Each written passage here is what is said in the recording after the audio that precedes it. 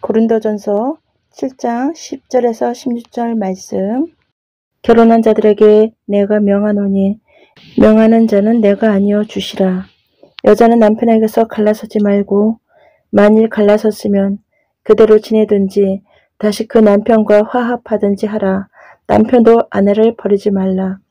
그 나머지 사람들에게 내가 말하노니 이는 주의 명령이 아니라 만일 어떤 형제에게 믿지 아니하는 아내가 있어 남편과 함께 살기를 좋아하거든 그를 버리지 말며 어떤 여자에게 믿지 아니하는 남편이 있어 아내와 함께 살기를 좋아하거늘 그 남편을 버리지 말며 어떤 여자에게 믿지 아니하는 남편이 있어 아내와 함께 살기를 좋아하거든 그 남편을 버리지 말라.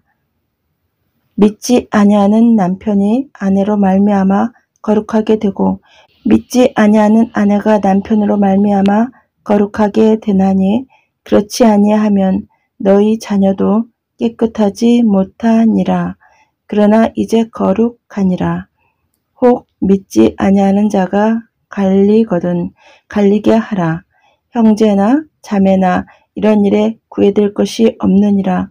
그러나 하나님은 화평 중에서 너희를 부르셨느니라. 아내된 자여 내가 남편을 구원할는지 어찌 알 수 있으며 남편된 자여 내가 내 아내를 구원할는지 어찌 알 수 있으리요. 아멘. 오늘의 말씀 제목은 고린도전서 7장 10절에서 16절 말씀 제목은 믿지 않는 배우자에 대하여 라는 말씀으로 전해드리겠습니다. 여기서 바울은 그 당시 믿는 자들이 빈번히 직면했던 사례에 대하여 지도합니다. 즉 그들이 현재의 결혼 상태에서 믿지 않는 배우자와 그 관계를 어떻게 해야 하는가 하는 문제입니다. 모세의 율법은 이혼을 허용합니다. 이 문제가 많은 사람들 마음속에 거리끼는 것이 되었습니다.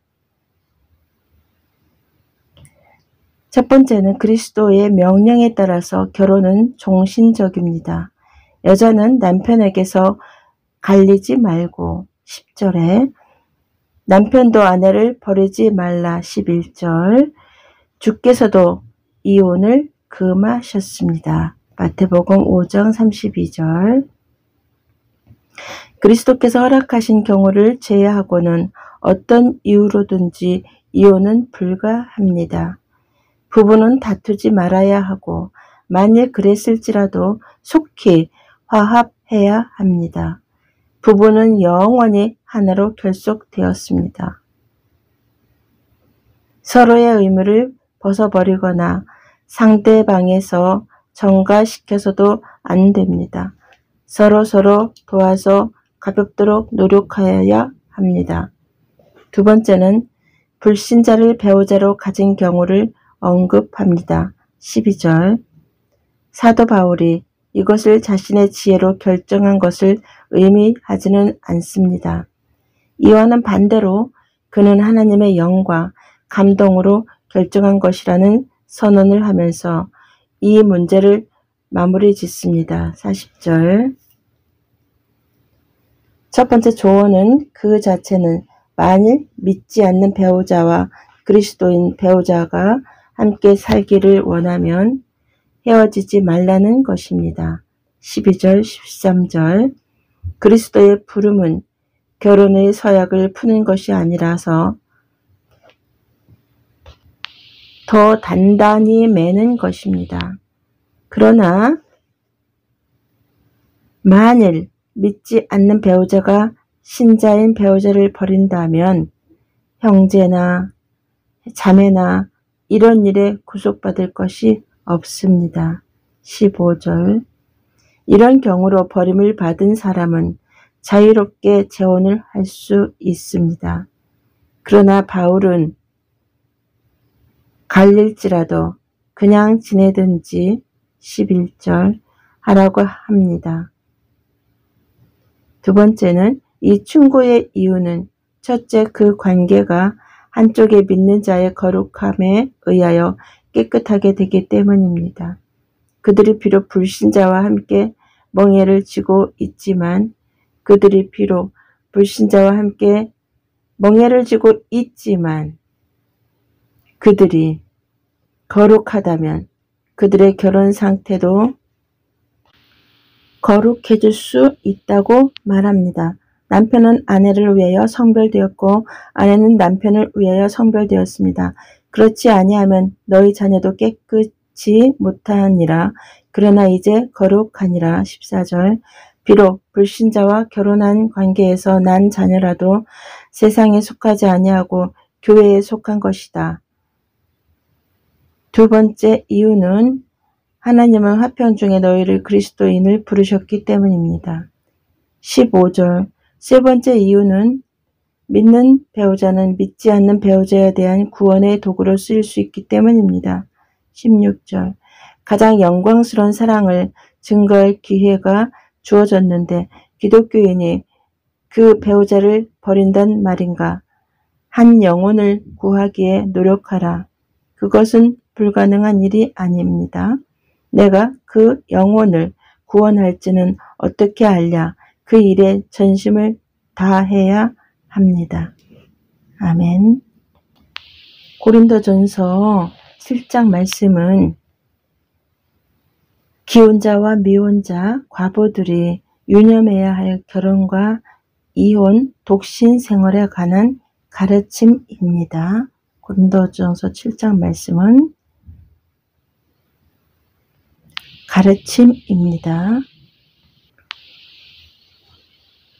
성도들은 불신 남편의 의향을 쫓아 불신 아내의 의향을 쫓아 동거하면서 거룩한 성도의 본을 보여 불신 남편을 주님께로 인도해야 합니다. 불신 아내를 주님께로 인도해야 합니다. 불신자와 결혼하는 것은 신중히 고려해야만 하는 중대한 문제입니다. 그러나 이미 결혼한 신자들은 그 결혼에 충실하면서 하나님을 향한 의무를 계속적으로 성실하게 수행해야 합니다. 믿지 않는 상대방을 사랑하며 지속적으로 기도해야 하는 것입니다. 남녀가 결혼하는 당위성의 근거는 고린도전서 7장 1, 2절에 있습니다. 창조의 법칙을 따르며 음행의 죄악을 피하기 위해서입니다. 독신의 은사를 갖지 못하여 절제하기가 어려운 사람들에게 결혼은 하나님께서 베푸시는 은혜의 섭리요 도심입니다. 결혼은 하나님의 은혜로 받아들이는 섭리이지 인간의 욕구를 채우려는 저속한 쾌락이 되어서는 안 됩니다. 바울은 극단적인 금욕주의나 독신주의자는 아닙니다. 단지 그는 독신 생활과 더불어 건전한 가정, 윤리의 중요성을 강조하고 있습니다. 부부가 분방할 수 있는 일시적 조건은 무엇인가요? 7장 5절 말씀을 보시면 기도할 틈을 얻기 위하여 분방할 수 있습니다. 신앙적인 부부의 공조는 하나님께서 영광을 얻으시는 1차적인 목적을 추구합니다. 하나님의 뜻을 이루기 위하여 합의한 일시적인 분방은 도리어 부부간의 유대와 일치를 강하게 합니다. 1장 11절에서 16절 말씀 보시면 불신자와 사는 신자들을 향한 권고가 있습니다. 그 예는 불신 남편이나 아내의 의향을 쫓아 동거하면서 거룩한 성도의 본을 보여 주님께로 인도해야 합니다. 불신자와 결혼하는 것은 신중히 고려해야만 하는 중대한 문제입니다. 그러나 이미 결혼한 신자들은 그 결혼에 충실하면서 하나님을 향한 의무를 계속적으로 성실하게 수행해야 합니다. 아멘. 기도하시겠습니다. 하나님 아버지 고맙고 감사드립니다. 오늘도 주님 안에서 승리하게 해주시옵소서. 우리가 부부로서 살아갈 때 일평생 서로 돕는 배필의 역할을 잘 감당케 하여 주시옵소서. 서로 사랑하게 하여 주시옵소서. 감사드리며 예수님 이름으로 기도드리옵나이다. 아멘.